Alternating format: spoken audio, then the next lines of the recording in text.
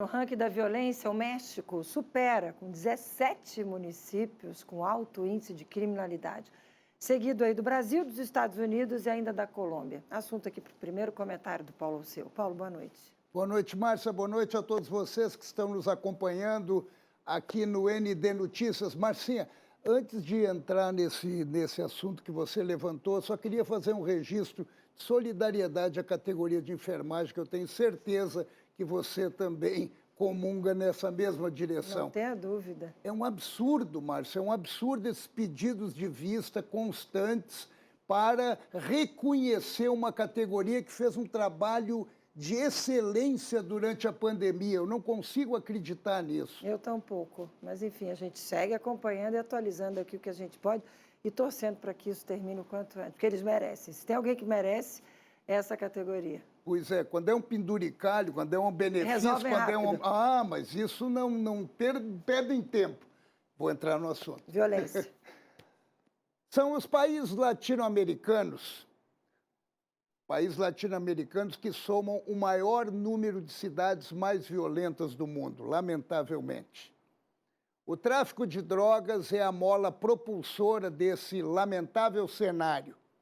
Mas não se pode deixar de destacar que a fome e a situação de pobreza da população em países que estimulam a desigualdade social sejam fatores preponderantes da violência pela sobrevivência. Mas há outros fatores que influenciam. Um dos grandes problemas do Brasil, por exemplo, é a impunidade que protege e estimula o mal feito. Só para citar um exemplo, entre tantos outros, né, lamentavelmente, o STJ determinou, agora, 2, 3 dias atrás, que fosse solto o traficante que integra o PCC, essa facção criminosa, preso com 2 quilos de cocaína e condenado a 10 anos de prisão por considerar que a ação policial foi ilegal. Pois é. Já tivemos outros casos, como a liberação de bens de traficantes, como também a devolução de mais de 600 quilos de cocaína para seus legítimos donos. Tudo isso por considerar que a polícia agiu errado no combate ao narcotráfico. Só que esses togados querem comparar traficante com cidadão.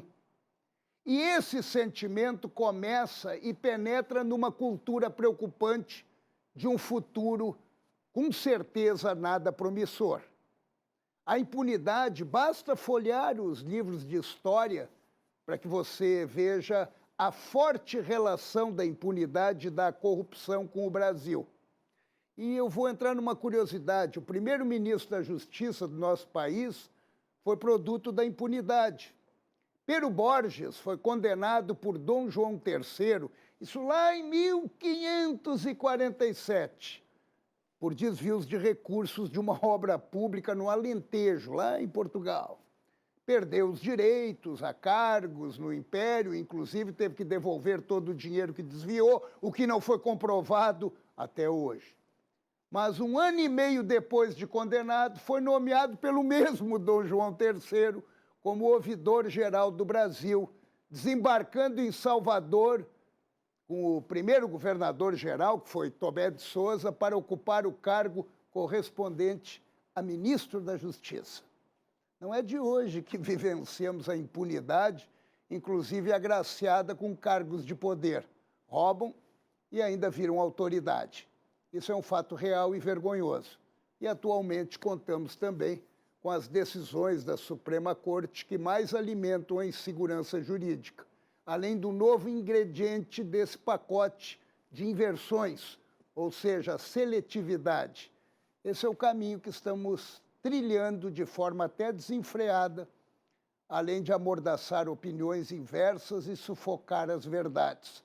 Nosso cotidiano acabou sendo dominado por perseguições onde o contraditório é sepultado com beneplácito de parte das togas imperiais. Tudo isso, e mais um pouco, tem a omissão de um Congresso subalterno e varejista. Pois é, corrupção e impunidade marcam a nossa história, inclusive do primeiro-ministro da Justiça do Brasil. E a vida segue.